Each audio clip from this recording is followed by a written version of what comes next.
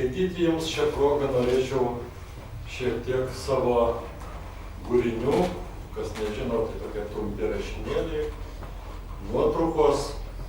Ir tai, ką aš skaitysiu, bus pirmoji publikacija iš visokių platelių ranka rašytų. Tai dabar kokią 10 minučių turėsit pakentėti.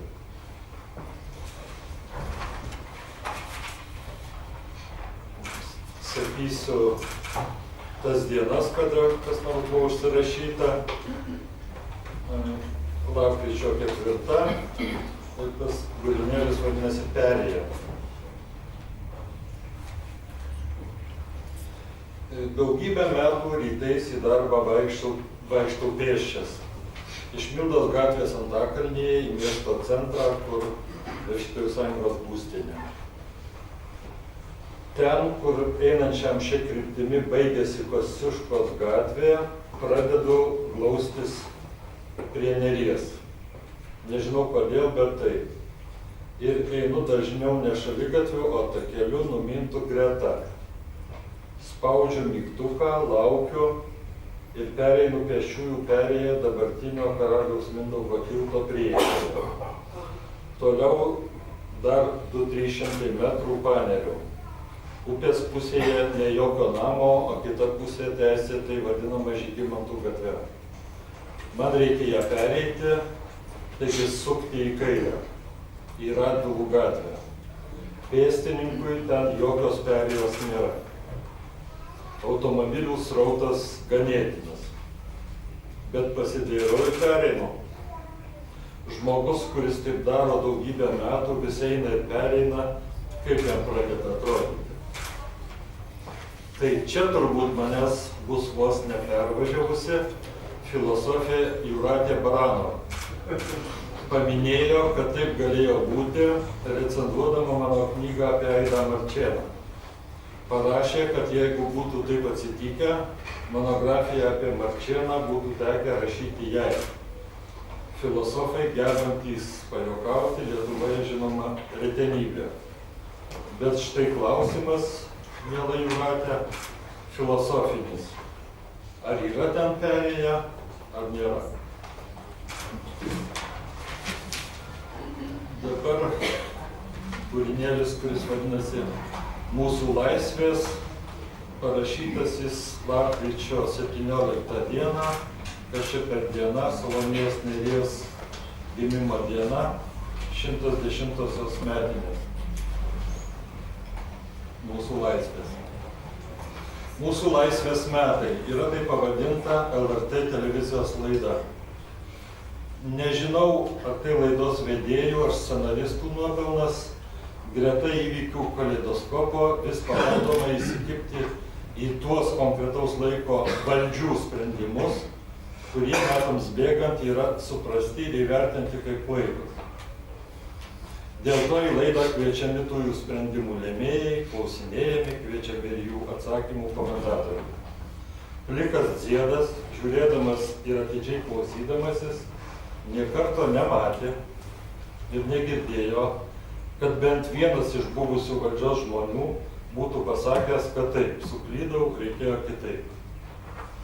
Nė vienas, nė karto. Visi buvo geri, viską darė teisingai, dirbo Lietuvai, tik tai baigėsi blogai, nors tą sunku pripažinti. Ar yra Lietuvoje nors vienas žmogus, kuris išpažino savo kaltes ir klaidas? Yra. Prakeiktoji poetė Salomėja Nėris. Visi teisėjai, net ir Vytauto Kubiliaus sūnus Andrius, te perskaito pagaliau jos į stalčių parašytą knygą Prie didelio kelio, parašyta 1944 metais, išleista 1994 metais. Ar tokio laiko tarpo reikės, kad pasakytume savo, ką prie didelio kelio didžios poetės vertybių požiūriu darėme netinkamai.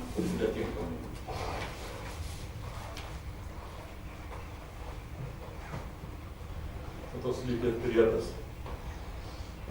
Jeigu mes mokėtume atkurti Salomėjos Nėries gyvenimo istorija, susieta su jos gyventojo laiko politiniais sukrėtimais, atkurti literatūros ar Andžejaus Vaidos kino kalba, didelis pasaulis būtų sukrėstas šios moters, jos asmenybės tragizmo ir supratimo, koks buvo 20 amžius mūsų krašte. Praėjusių metų lapkričio 12. Nacionalinė problema. Štai auga ir užauga menui, mokslui, visuomeniai reikšmingas žmogus. Suvokiamas kaip didis autoritetas. Kaip į tai reaguoja, kaip tokį žmogų vertina, kaip jo naudojasi, tarkim, gruzinai, amerikiečiai, vokiečiai, išrinktoji tauta. Ir kaip mes, sesės ir broliai, lietuviai. Iš galvos. Čia rugsėjo 30 parašyta. Tai ar tikrai te buvo, ar pasakojo kas, ar parašiai iš galvos? Kaimyno klausimas rašinėjančiam moksleiviui, gimtojo kaimo kaimyno, girdėtas prieš 100 metų. Išgirstas tuo pačiu laiku, kai gretimame miestelyje, kuriame buvo rodomas kinas, sužinojau esant tokią nuodugnę kino filmų klasifikaciją apie karą, apie meilę ir išgyvenimą. Išgirstas tada, kai literatūros mokytoja aiškino realizmą, viskas esą vaizduojama taip, kaip yra kasdien gyvenime, o aš slapta abejojau, negražiai galvodamas, kad tupykloje vykstantis veiksmas visgi nevaizduojamas. Tada dar ne. Teta gyvenusi miestelyje, čia tau ne kaimas, visai kitas lygis, ir dirbusi kirpykloje, visgi mane kirpdama pašiurpino. Žinok, net ir gražiausia merga tuštinasi. Paskutiniai jo sakinio žodžiai dėl mandagumo čia pakeičia. Pasakė, matyt, norėdama nuleisti žemėn 16-mečio susižavėjimus. Sakė, puikiausiai prisimenu pasikvatodama. Grįžtų prie tų Urmanavičiaus žodžių, kuriuos sakiau pradžioje, iš galvos. Gerai pasakyta. Jei gerai pagalvotume. Dabar lapkričio 3 dienos užrašas. Iš nemeilės poezijai negali rastis joks rašinys, kurį pati jau senutė Virginija norės pasiskaityti po 100 metų, kad ir kiek gabumų būtų buvę parodyta. Tik jau nepasakokit man apie reiklę meilę. Kartais ant tokių lapukų. Kai užsakytose laidose kalbama apie lito keitimą į eurą, kaip raminimo giesmė skamba žodžiai, mes esame pergyvenę ne vieną pinigų reformą. Ko niekas nesako, kad pinigai pirmą kartą keičiami rinkos ekonomikos sąlygomis. Ar turime pagrindo tikėti visų Lietuvos verslininkų padorumu? Ar praleis jo progą pasipelnyti?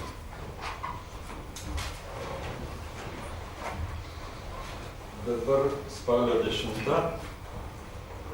Toks trumpas. Visa, kas brangiausia vaikams. Rinkos pasaulio reakcija į šią šventenybę. Visa, kas vaikams brangiausia. Dabar toks irgi trumpas, akustinis, nežinau, ar mokėsiu perskaityti. Kolaboruojame su kolaboravimu. Tai mat.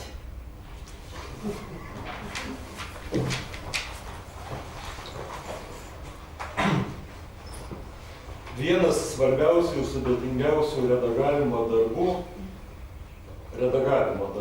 sprendimas iš esmės nieko netaisyti. Toks sprendimas neįmanomas be susikaupusios patirties, be kūrinio visumos pajautimo, be tikslaus atpažinimo, ką, kaip ir kodėl šis autorius daro. Iš esmės nieko nereiškia, kad visai nieko. Per 40 redagavimo metų nemačiau ne vieno rankraščio, kuriame nebūtų jokios klaidos. Tai rašybos, tai kirčiavimo jei poezija, tai sistemos nuoseklumo. Išvada, kurią pradžioje sakiau, liečia pagrindinį teksto korpusą. Minėtas sprendimas komplikuotas redaktoriaus psichologijos požiūriu. Komiškas aspektas - redaktoriaus darbo vertintojas sako, kad tu čia nieko nedarei, o iš tiesų esi padaręs viską. Ir paskutinis, gruodžio 20. Arvydas Sabonis ir literatūros kritika.